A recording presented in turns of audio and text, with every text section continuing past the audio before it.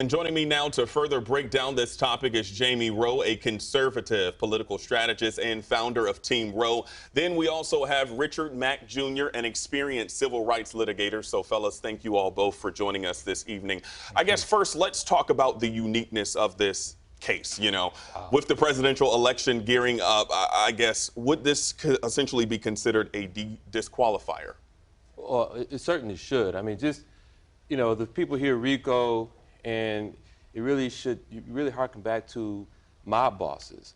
Really, that's really where the statute came from in the first place. But what he's alleged to have done is head an organization over 6 or 7 states where they literally went in and forged certificate documents. So the way we elect presidents, you actually vote for a slate of electors, and that elector, those electors send on to the National Archives and then ultimately to the Congress who is going to be selected as president. Well, these persons made up these certificate documents, signed them, saying not for Biden but for Trump in their various states, and sent them on to the National Archives. I mean, this is the kind of stuff that literally, if you were to write a movie about it, it wouldn't be as interesting. Yeah, ultimately that choice is up to the American people, whether they think it's disqualifying or not. Personally, I think the charges in Georgia are a bit thin. In Mark Meadows, for instance, was indicted, the president's former chief of staff was indicted for asking somebody for a phone number. That was his role in this alleged criminal conspiracy, was asking for a phone number of a legislator from Pennsylvania, which I just don't think that you turn this Democratic Republic on its head for a case like this.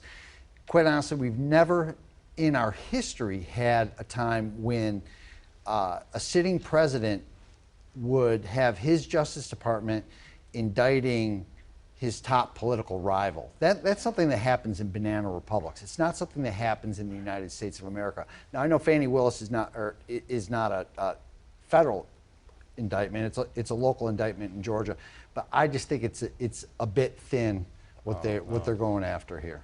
I'm curious now with the debate that is upcoming, and he's allegedly supposed to surrender tomorrow. Do we think that will probably be a big talking point at that debate, that Republican one?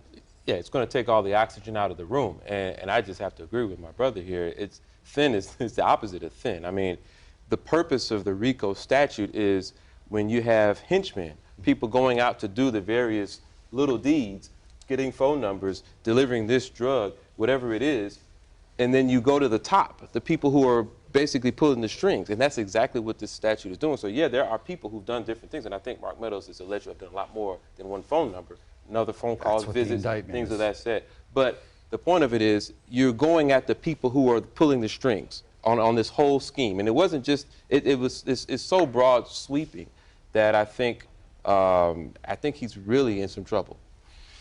Yeah, I just disagree on that. I think you could see more of a criminal conspiracy going on with what is happening with Hunter Biden. He was literally getting millions of dollars from foreign governments, foreign companies, from Ukraine to China to Romania and other places for policy decisions in government. There's no reason Hunter Biden was being paid $1 million a year on an energy company in Ukraine when he had no energy experience and no experience in Ukraine. It made absolutely no sense. But his father, the Vice President of the United States, happened to be the lead for the administration on Ukraine. So you can't tell me that that is something my Democrat friends always want to, well, there's no evidence there, except for the bank records and the financial transactions that went on. So, that is something that I think bears far more investigation than whether a group of electors signed a false certificate that never impacted in any way the outcome of the election. 5 years of investigation by Trump-appointed investigators, and they found nothing, and to the point where they said, hey, we got to get rid of this charge. But Hunter Biden never called the Secretary of State after having several lawsuits to throw out black and other votes, after having tried to make up fake certificates, never called the Secretary of State and said, I need 11,800 votes to get rid of so that I can be No, declared the winner of got- Georgia. And he's on recording, not only that time, but several other times he called the governor, tried to say, you recall the legislator, have a special session. This is what Trump did, literally did. Look at the indictment. This is, he called, said, you want you to call a special session of the legislature to reconvene and declare me the winner of the Georgia election. Well, that's called RICO, my friend. I would tell you this: Hunter Biden didn't have to call Secretary of State because he got emails from his father, the Vice President Why of the didn't the United States. Trump-appointed prosecutor find anything? But That's want to get rid of the case. That is a very Trump-appointed investigator. Trump appointed, but recommended by Delaware's 2 Democrat senators, with the support of Democrats, Delaware's 2 Democrat senators. And Hunter Biden was getting emails from his father, the Vice President of the United States, in charge of Ukraine at the time, from a pseudonym email address from the United States government. Fellas, I do want to move on this evening. So I want to talk about the position in the polls right now. I guess, what does this say about the American voters' priorities? Well, it's in a very interesting sort of a polls on polls that was done, a study of the polls. And what they're really finding, and when you look behind the data behind the poll, is that it's going to be very difficult for Trump to lose the primary election because of the support he has from his base, and very difficult for him to win the general election. And that's really, I think, more telling of the Republican Party than anything else. But, yeah, I mean, he's getting a lot of support. People are buying into his rhetoric that somehow him trying to steal votes in Michigan and in Georgia and New Mexico and all these other states is somehow fighting for them, and they're buying it up, they're lapping it up, and it's looking like he's going to be successful. Now, for the other Republican challengers like DeSantis, and you have also Kennedy, what could this do for their campaigns as well? You know, I think at some point the indictments and the legal battles and the wrangling back and forth and deflecting away from the real challenges that we face as a nation are going to weigh on President Trump. And right now, I think he is doing very well in the primary polling, and he's also doing very well in the general election polling against President Biden. I mean, all the polls that have been out in the last week have been dead even. But I think you get to a point where it could well be death by 1,000 cuts. And I think that the debate tomorrow night is vitally important for the Republicans, because we've got some great candidates. One who I think is likely to stand out tomorrow is Vivek Ramaswamy, who is the one candidate going into this debate with actual momentum on his side. I mean, I don't think there's anybody who's working harder than he is. And he's got a message that's connecting with broad swaths of the electorate. And I think I would look for something big from him tomorrow night. And also Governor DeSantis, who has started off very well but has been slipping throughout this campaign. Yeah. I think he has to deliver tomorrow night, or I think his campaign's in trouble. If he does deliver, I think we got a horse race on our hands. All right, Jamie, Richard, we've got much more coming with this conversation. Stick with us, Metro Detroit. We'll be right back after this quick break.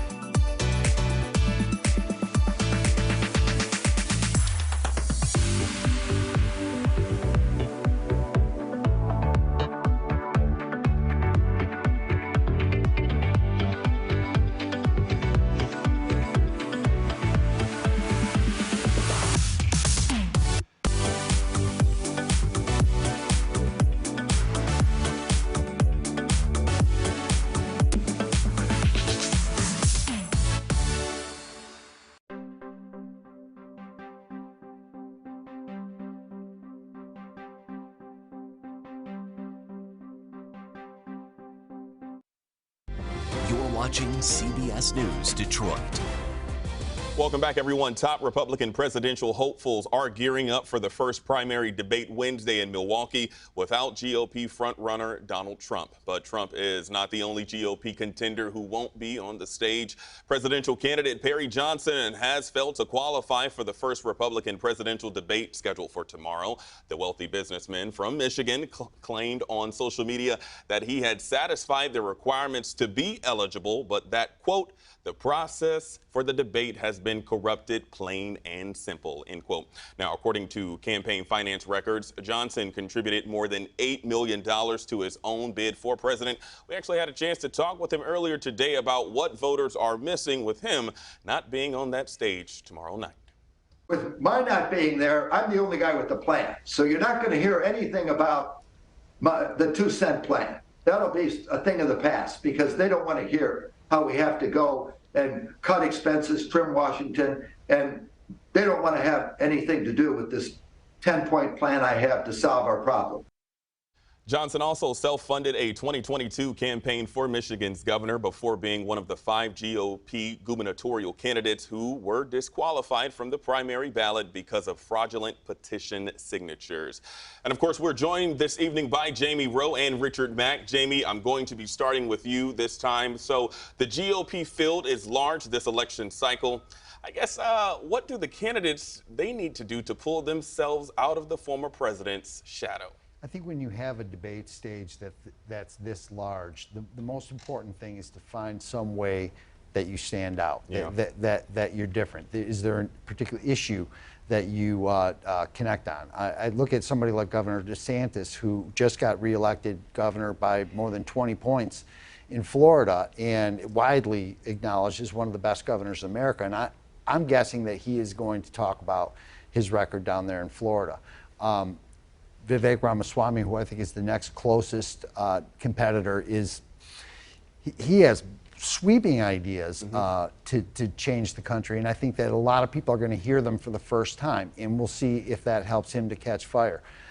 Chris Christie, his former New Jersey governor, he's been making his case as the guy who will beat up Trump. So he's going to go out there, and my guess is he's just going to do a lot of attacks on President Trump, probably likely through Vice President Pence, who will be on the stage. And I think that's a way that Governor DeSantis could go too, and for things like keeping Anthony Fauci on the job or other things that happened during the Trump administration.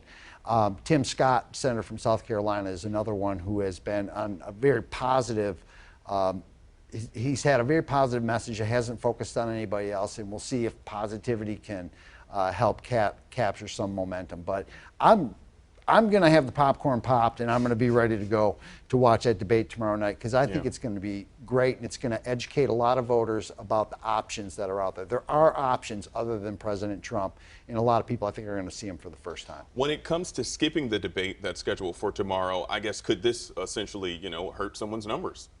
I think it's going to, what's so interesting is the way that Trump is planning on skipping. He's trying to have his pundits to be there in the green room, in the spin room, talk about Trump, but he's going to be meeting with Tucker Carlson, and as I recall it, that's going to air at the same time as the debate. And so what he's basically doing is, sending the loud and clear announcement to his base, to the Republican Party, that you don't need them, just listen to me. And so what I'd be really interested to see is the rating numbers between the 8 here versus Trump and Tucker Carlson, 2 darlings of the Republican base, who are basically going to be trumpeting Trump's message. At the same time, he's not on that stage. I'm really going to be interested to see that. Yeah, the Tucker Carlson interview, which I think is actually a very smart move for President Trump to go on Tucker Carlson. He's wildly popular with Republican primary voters. But that's going to be on Twitter, and you can watch that whenever you want. The debate's going to be on then, and I think most people will be tuning into the debate. But I'm very interested to see what the rating numbers are for the debate. I think candidates on that stage want the ratings to be huge. Now, Trump, obviously, I think Fox News would have liked President Trump to show up because he is ratings gold. But we'll see how it goes. I think people are genuinely interested in what the options are and will be tuning in to find out more about this I think, very good and diverse group of candidates that we have on that stage, with very different experiences and stories to tell. So and plans for the future. And every election's always about the future. So, you know, one thing about skipping the debate also, in 1980, President Reagan skipped the debate before the Iowa caucuses and ended up losing the Iowa caucuses to George H.W. Bush, and then participated in every debate thereafter. Now, and that's been the case for a number of people. Skipping debates is generally not a good thing. I think one of the reasons why President Trump scheduled to surrender to authorities in Fulton County on Thursday is the day after. So if somebody does get that viral moment, that you try and knock it off TV as soon as possible. You know, when you surrender for an indictment as a way to keep somebody else out of the news is a novel way to deliver a message, but it could be effective.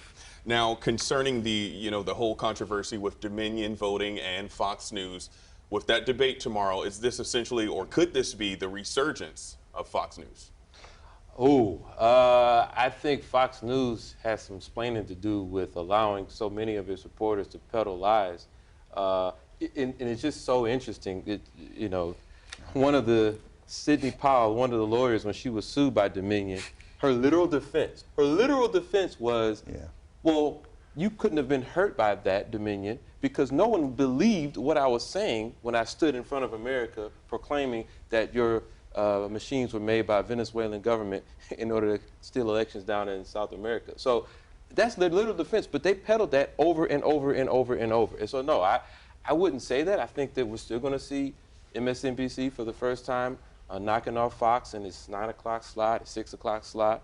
And I think it's just going to keep happening. But it seems that you're chuckling. Yeah, he's chuckling. But I do want to say one other play that I think smart for the debate is when Joe Biden is running ads, $25 million ad buy in Wisconsin around the same time. Reminding people that, remember, we used to be under leadership that denied COVID, that thought that you could cure it, with the Lysol in your veins. Now we have record unemployment, for first time 54 years. Now we have, manufacturing boosting. Now we have investments in clean energy.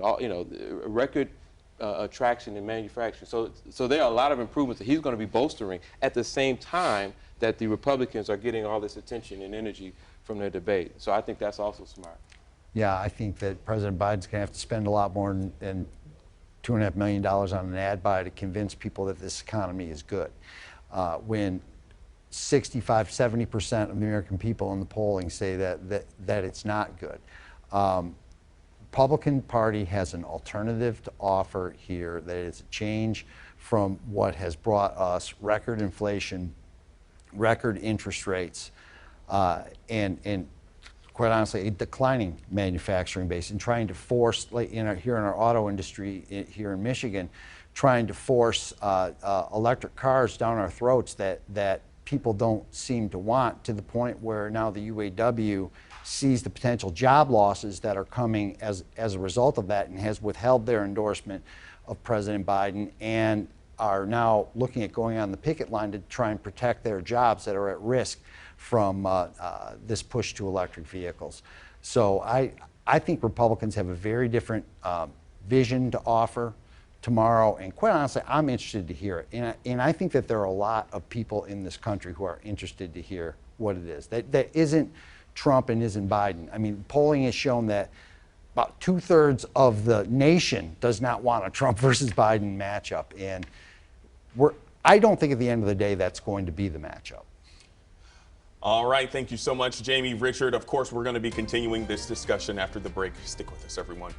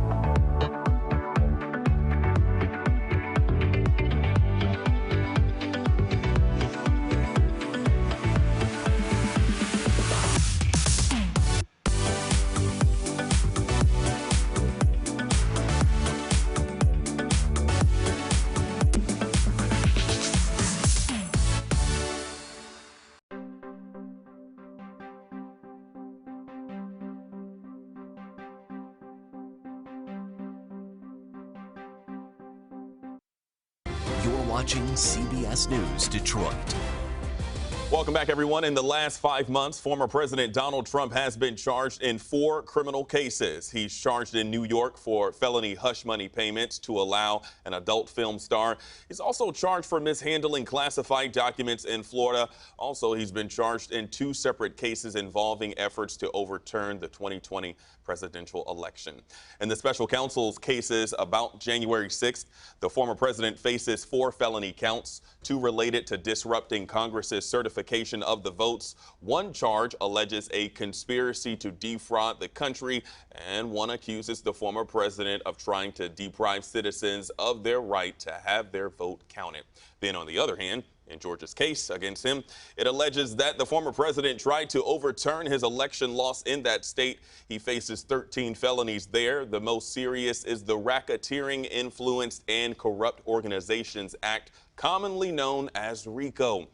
8 other charges are related to forgery and conspiracy to file false statements. Of course, we are joined this evening by Jamie Roe and Richard Mack. So, Richard, we're starting with you right now. Based on your legal expertise, which of these cases concerning the 2020 election interference would you say is the strongest? You know, not just because of the law, but I would lean to the Georgia case because of the 19 individuals, 18 plus Trump, that are facing that crime. What that means is those defendants have to keep themselves united throughout this entire ordeal, or else, which I think will happen, be peeled off one by one by the prosecutors. Well, if you give this over, you know, we'll give you a lighter sentence. And that's how it's done. And that's the smart play that Fani Willis made by charging so many, giving them so much time to come forward.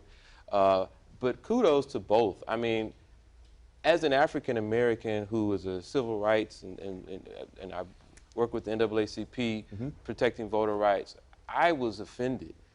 We all should, as Americans, frankly, be offended when you have a person of any party making phone calls to eliminate people's vote simply because he believed that those persons voted for the opponent. And he just happened to use, I believe, race as a means to determine when he called the investigator for the Secretary of State in Georgia and said, you need to look at Fulton County. When he called the Secretary of State and said, I need 11,800 votes, check Fulton County. That's offensive because it means that no matter what we in this country fought and died for as far as voting rights, it meant nothing to him. But he was going to override that in the effort to win the presidency. And so kudos to these prosecutors for standing up, for putting the Voting Rights Act, that Jack Smith specifically put the Voting Rights Act in his indictment. Kudos to him for standing up for our rights as citizens to participate in this great franchise. Jamie? Yeah, I'm not a lawyer, but I watched Attorney General, former Attorney General William Barr was on television the other day, and I saw him talking about it. And his thoughts were that the New York case is garbage, political garbage, basically. That the January 6th case that Jack Smith brought in Washington, D.C. was weak, and that the Georgia case shouldn't be brought at all, but did think that there was strength in the documents case that was brought in by the special counsel in Florida.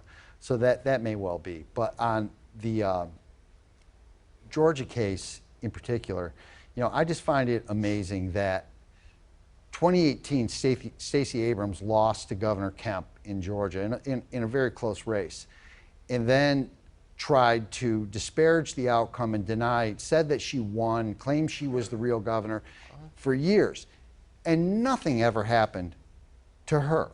Okay, Hillary Clinton said that in 2016 the election was stolen from her, the Russians took the election away, blah, blah, blah. We went through 2.5 years of the Mueller investigation that proved that there was no Russian collusion with President Trump. And you talk about earlier about lying on cable news. Literally CNN and MSNBC did nothing but talk about the walls were closing in on Trump on Russian collusion, which was just, it was idiotic. Off a bought and paid for dossier by Hillary Clinton's campaign. nothing was ever substantiated. And I think people are sick and tired of the lawfare and trying to prosecute your political opponents instead of beating them at the ballot box. And all the interference you talk about in the 2020 election and all these things that have brought these criminal charges, the electoral vote was cast and counted on January 6th, and the Constitution got done, and not one, this huge criminal conspiracy amounted to no. I'm not going to apologize for the violence. I used to work on Capitol Hill for 14 years, and that was a horrible day. And what happened there is disgraceful. It was a horrible campaign, Jamie. It was, you know, to say yes, people have First Amendment right to declare. I believe I was the winner. That's fine.